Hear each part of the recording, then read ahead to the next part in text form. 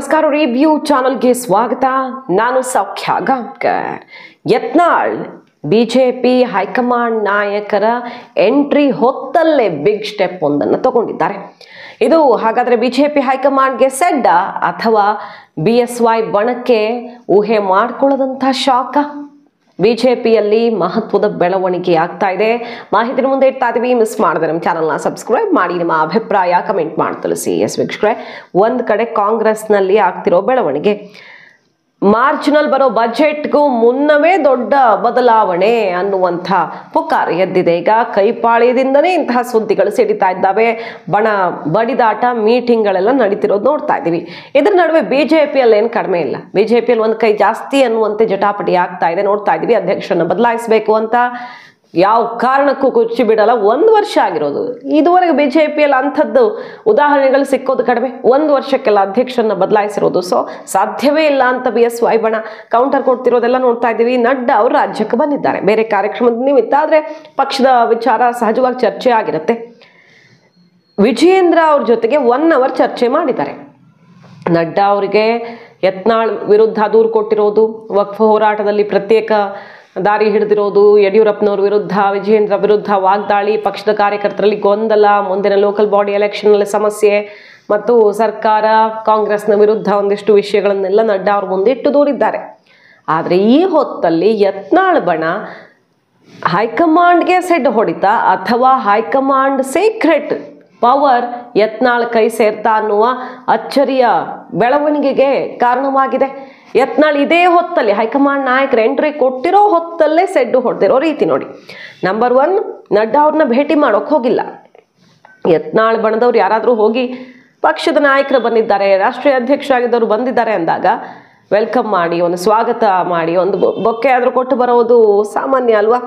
ಆದರೆ ನಡ್ಡಾ ಅವರನ್ನ ಭೇಟಿ ಮಾಡೋದಕ್ಕೆ ಬಸನಗೌಡ ಪಾಟೀಲ್ ಯತ್ನಾಳ್ ಬಣದ ಯಾವ ನಾಯಕರು ಬಂದಿಲ್ಲ. ಸರ್ಕಾರಿ ಕಾರ್ಯಕ್ರಮಕ್ಕೆ ಅಂತ ಬಂದಿದ್ದು. ಆದರೆ 1.5 ಗಂಟೆ ಪಕ್ಷದ ನಾಯಕರ ಭೇಟಿಗೆ ಅಂತ ಮೀಸಲಿಟ್ಟಿದ್ರು. ಅದರಲ್ಲಿ 1 ಅವರ್ ವಿಜಯೇಂದ್ರ ಜೊತೆಗೆ ಮಾತುಕತೆ ಆಗಿದೆ. ಯತ್ನಾಳ್ ನೇತೃತ್ವದ ಬಣದ ಯಾವುದೇ ನಾಯಕರು ಅವ್ರನ್ನ ಭೇಟಿಯಾಗದೆ ಅಂತರ ಕಾಯ್ದುಕೊಂಡಿದ್ದು ಕುತೂಹಲಕಾರಿಯಾಗಿತ್ತು. ಇದಕ್ಕಿಂತ ಇಂಟ್ರೆಸ್ಟಿಂಗ್ ಈಗ ಯತ್ನಾಳ್ ಅವರ ಬಿಗ್ ಸ್ಟೆಪ್. ಶಿಸ್ತು ಸಮಿತಿ ಕರೆದು ನೋಟಿಸ್ ಕೊಟ್ಟು ಎಲ್ಲ ಆದಮೇಲೆ ಬಂದು ಏನು ಹೇಳಿದ್ರು, ನನಗೆ ಬೆನ್ನು ತಟ್ಟು ಕಳಿಸಿದೆ. ವಕ್ಫ್ ಹೋರಾಟದ ರೀತಿ ನೀತಿಗೆ JPCನೂ ಮೆಚ್ಕೊಂಡಿದೆ. ಆ ಮಾಡೆಲನ್ನು ದೇಶವ್ಯಾಪಿ ಅಳವಡಿಸ್ಕೊಳ್ಳೋದಿಕ್ಕೆ ಮತ್ತೊಂದು ಕಡೆ ಹೈಕಮಾಂಡು ಮುಂದುವರಿಸಿ ಅಂತ ಹೇಳಿದೆ ಅಂತ ಹೇಳಿದ್ರು. ಈಗ ನೋಡಿ, ಈಗ ವಿಜಯೇಂದ್ರ ಮೋದಿಯವ್ರನ್ನ ಭೇಟಿಯಾಗಿ, ಅಮಿತ್ ಶಾ ಅವ್ರನ್ನ ಭೇಟಿಯಾಗಿ ಯತ್ನಾಳ್ ವಿರುದ್ಧ ಶತಾಯಗತಾಯ ಕ್ರಮ ಆಗಲೇಬೇಕು ಅಂತ ಹೇಳಿ ಬಂದಿದ್ದಾರೆ. ಮೂಲಗಳ ಮಾಹಿತಿ ಪ್ರಕಾರ ಪಕ್ಷಕ್ಕೆ ಯಾರಿನ ತೊಂದರೆ ಆಗ್ತಿದೆಯೋ ಅವ್ರ ಮೇಲೆ ಖಂಡಿತ ಕ್ರಮ ಕೈಗೊಳ್ತೀವಿ ಅಂತ ಅಮಿತ್ ಶಾ ಅವರು ಭರವಸೆಯನ್ನೂ ಕೊಟ್ಟು ಕಳಿಸಿರುವ ಸುದ್ದಿಗಳು ಸಿಡ್ದಿವೆ. ಈ ಹೊತ್ತಲ್ಲಿ ಯತ್ನಾಳ್ ಅವ್ರು ಏನು ಮಾಡೋಕೆ ಹೊರಟಿದ್ದಾರೆ? 2ನೇ ಹಂತದ ವಕ್ಫ್ ಹೋರಾಟ ಈಗ ಶುರುವಾಗ್ತಿದೆ. ಬಿಜೆಪಿ ಭಿನ್ನರ ಗುಂಪು ಆರಂಭಿಸಿರುವ ವಕ್ಫ್ ವಿರೋಧಿ ಹೋರಾಟದ 2ನೇ ಹಂತ ಶನಿವಾರ ಬಳ್ಳಾರಿ ಜಿಲ್ಲೆಯ ಕಂಪ್ಲಿಯಲ್ಲಿ ಶುರುವಾಗ್ತಾ ಇದೆ ಅನ್ನೋದು ಇಂಟ್ರೆಸ್ಟಿಂಗ್. ನಡ್ಡಾ ಅವರು ಬಂದಿರೋ ಹೊತ್ತಲ್ಲಿ ಸೆಡ್ಡು ಹೊಡೆದಿರೋದು ಒಂದ್ ಕಡೆ. ಈ ಪ್ರತ್ಯೇಕ ಹೋರಾಟದ 2ನೇ ಹಂತದ ರೂಪುರೇಷೆ ಸಿದ್ಧವಾಗಿದೆ, ಶುರುವಾಗ್ತಿದೆ. ವಕ್ಫ್ ಹಠಾವೋ ಜನಜಾಗೃತಿ ಸಮಾವೇಶ ನಡೆಸೋದಿಕ್ಕೂ ವೇದಿಕೆ ಸಿದ್ಧಗೊಂಡಿದೆ. ಬೃಹತ್ ಸಮಾವೇಶವೊಂದನ್ನ ಸಂಘಟಿಸಲಿದ್ದಾರೆ ಯತ್ನಾಳ್. ಇದು ವಕ್ಫ್ ಜಾಗೃತಿ ಸಮಾವೇಶವೇ ಆಗಿದ್ರು ಕೂಡ ಯತ್ನಾಳ್ ನಾಯಕತ್ವದಲ್ಲಿ ನಡೀತಿರೋದ್ರಿಂದಾಗಿ ಪಕ್ಷದ ಅಧ್ಯಕ್ಷರು ಪಕ್ಷದ ನಾಯಕತ್ವವನ್ನು ದೂರ ಇಟ್ಟು ಮಾಡ್ದಂಗಾಯ್ತಲ್ವಾ? ಅಲ್ಲಿಗೆ ಇದಿಷ್ಟೆಲ್ಲ ಬೆಳವಣಿಗೆಗಳಾದ ಮೇಲೂ ಕೂಡ BSY ಬಣ ಹೈಕಮಾಂಡ್ ನಾಯಕರನ್ನ, ಟಾಪ್ ಲೀಡರ್ಸನ್ನ, ಮೋದಿ ಅವರನ್ನೇ ಭೇಟಿಯಾಗಿ ಆಶೀರ್ವಾದ ಪಡ್ಕೊಂಡು ಬಂದಿದ್ದೀವಿ ಅಂತ ಹೇಳಿದ ಮೇಲೂ ಕೂಡ ಯತ್ನಾಳ್ ಶಕ್ತಿ ಕುಗ್ಗಿಲ್ಲ ಅಂತ ಆಗತ್ತಲ್ವಾ? ಸೊ ಇದನ್ನ ನೆಕ್ಸ್ಟ್ ಲೆವೆಲ್ಗೆ ತಗೊಂಡು ಹೋಗೋದಕ್ಕೆ ಯತ್ನಾಳ್ ಪ್ರಯತ್ನ ಮಾಡ್ತಾ ಇದ್ದು ಬೃಹತ್ ಸಮಾವೇಶ ಒಂದು ಪ್ಲಾನ್ ಆಗಿದೆ. ಈಗ ಅದು ಪಕ್ಷದ ಹೈಕಮಾಂಡ್ ಪರ್ಮಿಷನ್ ಮೇರೆಗೆ ನಡೀತಿದ್ಯಾ? ಪರ್ಮಿಷನ್ನೇ ಬೇಕಾಗಿಲ್ವಾ? ಇದು ಪಕ್ಷದ ಸಮಾವೇಶ ಅಲ್ಲ, ವಕ್ಫ್ ಹೋರಾಟದ್ದು ಅಂತ ಹೇಳ್ಕೊಂಡ್ರೆ ಸಾಕ? ಇದು ಯಾವುದನ್ನು ಹೈಕಮಾಂಡ್ ಗಮನಿಸ್ತಾನೆ ಇಲ್ವಾ? ಇದು ಈಗ ಅಚ್ಚರಿಗೆ ಕಾರಣ ಆಗಿರೋದು. ವಿಜಯಪುರ ಶಾಸಕ ಬಸನಗೌಡ ಪಾಟೀಲ್ ಯತ್ನಾಳ್ ಮತ್ತು ಅವರ ತಂಡ 2ನೇ ಹಂತದ ವಕ್ಫ್ ಹೋರಾಟ ಮತ್ತು ಬೃಹತ್ ಸಮಾವೇಶವನ್ನ ಮಾಡಿಯೇ ಸಿದ್ಧ ಅಂತ ನಿಂತಿರೋದೀಗ. ಮತ್ತೊಂದ್ಸಲ ಯತ್ನಾಳ್ ಅವರಿಗೆ ಡೆಲ್ಲಿಗೆ ಹೋಗ್ತಿದ್ದಾರೆ JPC ಭೇಟಿಗಾಗಿ. ಅಲ್ಲಿ ಜಗದಾಂಬಿಕಾ ಪಾಲ್ ಅವ್ರಿಗೆ ಇನ್ನಷ್ಟು ರಿಪೋರ್ಟು ಅಥವಾ ಇನ್ನೇನೋ ಮಾತುಕತೆಗಾಗಿ ಡೆಲ್ಲಿಗೆ ಹೊರಟು ನಿಂತಿದ್ದಾರೆ. ಸದ್ಯ ಈಗ ಪ್ರತಾಪ್ ಸಿಂಹ ಅವರು, ಲಿಂಬಾವಳಿ, ಜಾರಕಿಹೊಳಿ ಎಲ್ಲರೂ ಕೂಡ ಯತ್ನಾಳ್ಗೆ ಬೆಂಬಲವನ್ನು ಮುಂದುವರೆಸಿದ್ದು ಈ ಬೃಹತ್ ಸಮಾವೇಶದ ಮೂಲಕ ಮೊದಲ ಶಕ್ತಿ ಪ್ರದರ್ಶನದ ವೇದಿಕೆ ಕೂಡ ಸಜ್ಜಾಗಿದೆ ಅನ್ನೋದು ಕುತೂಹಲಕ್ಕೆ ಕಾರಣ ಆಗಿರೋದು. ಇಷ್ಟೆಲ್ಲವನ್ನ ನಡೆಸ್ತಿರೋದು ಹೇಗೆ ಯತ್ನಾಳ್ ಅವರು? ಈ ಅಧ್ಯಕ್ಷ ಕುರ್ಚಿ ಅಲುಗಾಡಿಸುವ ಪ್ರಯತ್ನ ಆಗ್ತಿರೋದ್ರಲ್ಲಿ ಡೌಟೇ ಇಲ್ಲ, ವಿಜಯೇಂದ್ರ ಟೆನ್ಷನ್ ಆಗಿರೋದ್ರಲ್ಲೂ ಡೌಟ್ ಇಲ್ಲ. ಬಟ್ 1 ವರ್ಷಕ್ಕೆ ಹೆಂಗೆ ಚೇಂಜ್ ಮಾಡ್ತಾರೆ ಅನ್ನೋದೇ ಅಲ್ವಾ ಇಲ್ಲಿರೋ ಪ್ರಶ್ನೆ. ಜಸ್ಟ್ 1 ಇಯರ್, ಮೊನ್ನೆ ಅಷ್ಟೇ ಮೋದಿ ಅವ್ರನ್ನ ಭೇಟಿಯಾಗಿ ಬಂದಾಗ 1 ಇಯರ್ ತುಂಬಿತು. ಆ ಖುಷಿಯಲ್ಲೇ ಹೋಗಿ ಬಂದೆ ಆಶೀರ್ವಾದ ಪಡ್ಕೊಂಡು ಅಂತ ವಿಜಯೇಂದ್ರ ಅವರು ಬರ್ಕೊಂಡಿದ್ರು. 1 ಇಯರ್ಗೆ ಹಿಂದೆಂದೂ ಆಗದಂಥ ಬೆಳವಣಿಗೆ ಆಗಬೇಕು ಅನ್ನೋದೇ ಈ ಭಿನ್ನರ ಬಣದ ಒತ್ತಾಯ, ಒತ್ತಡ, ಪ್ರಯತ್ನ ಆಗ್ತಿರೋದು. ಯಾವ ಕಾರಣಕ್ಕೆ ಅವ್ರನ್ನ ಅಧ್ಯಕ್ಷರನ್ನಾಗಿ ಒಪ್ಕೊಳ್ಳೋಣ, ಸಾಧ್ಯವೇ ಇಲ್ಲ ಅಂತ ಈಗ ಶೋಭಾ ಕರಂದ್ಲಾಜೆ, ಅರವಿಂದ್ ಬೆಲ್ಲದ್, ಬೊಮ್ಮಾಯಿ ಈ ರೀತಿ 3 ಹೆಸರುಗಳು ಕೇಳಿ ಬರ್ತಿದ್ದಾವೆ ವಿವಿಧ ಬಣಗಳಿಂದ.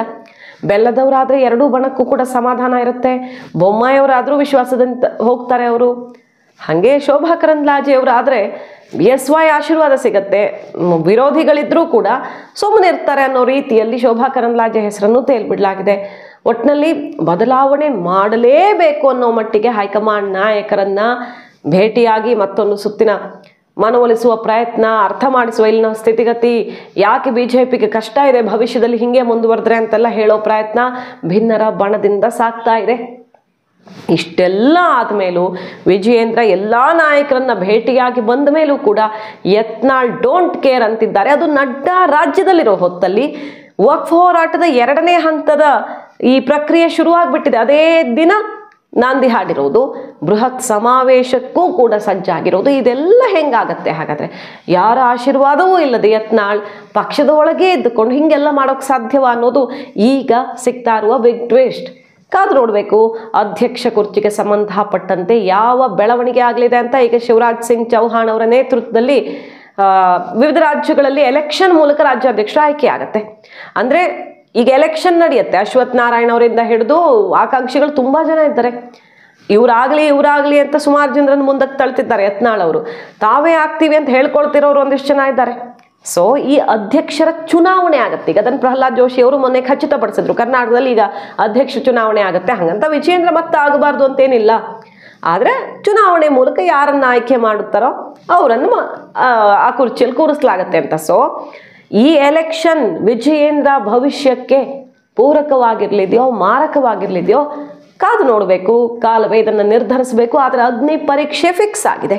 ಶಿವರಾಜ್ ಸಿಂಗ್ ಚೌಹಾಣ್ ಅವರ ನೇತೃತ್ವದಲ್ಲಿ ಕೇಂದ್ರ ಸಚಿವ, ಮಧ್ಯಪ್ರದೇಶ ಮಾಜಿ ಮುಖ್ಯಮಂತ್ರಿ ಶಿವರಾಜ್ ಸಿಂಗ್ ಚೌಹಾಣ್ ಅವರ ಉಸ್ತುವಾರಿಯಲ್ಲಿ ವಿವಿಧ ರಾಜ್ಯಗಳಲ್ಲಿ ಈ ಎಲೆಕ್ಷನ್ನು, ಮುಂದಿನ ಪದಾಧಿಕಾರಿಗಳು, ಜಿಲ್ಲಾಧ್ಯಕ್ಷರ ಬದಲಾವಣೆ ಇದೆಲ್ಲ ಆಗತ್ತೆ. ಪಕ್ಷಕ್ಕೆ ದೊಡ್ಡ ಮಟ್ಟದ ಸರ್ಜರಿ ಆಗತ್ತೆ. ಸೊ ಅಧ್ಯಕ್ಷರ ಆಯ್ಕೆಯಲ್ಲ, ಚುನಾವಣೆಯ ಮೂಲಕ ಚುನಾಯಿತರನ್ನ ಆ ಕುರ್ಚಿಯಲ್ಲಿ ಕೂರಿಸುವ ನಿರ್ಧಾರ ಮಾಡಲಾಗಿದೆ. ಕಾದು ನೋಡಬೇಕು. ಮಾಹಿತಿ ನಿಮ್ಗೆ ಇಷ್ಟ ಆಗಿದ್ರೆ ಮಿಸ್ ಮಾಡಿದ್ರೆ ನಮ್ಮ ಚಾನಲ್ನ ಸಬ್ಸ್ಕ್ರೈಬ್ ಮಾಡಿ, ನಿಮ್ಮ ಅಭಿಪ್ರಾಯ ಕಮೆಂಟ್ ಮಾಡಿ ತಿಳಿಸಿ. Thank you.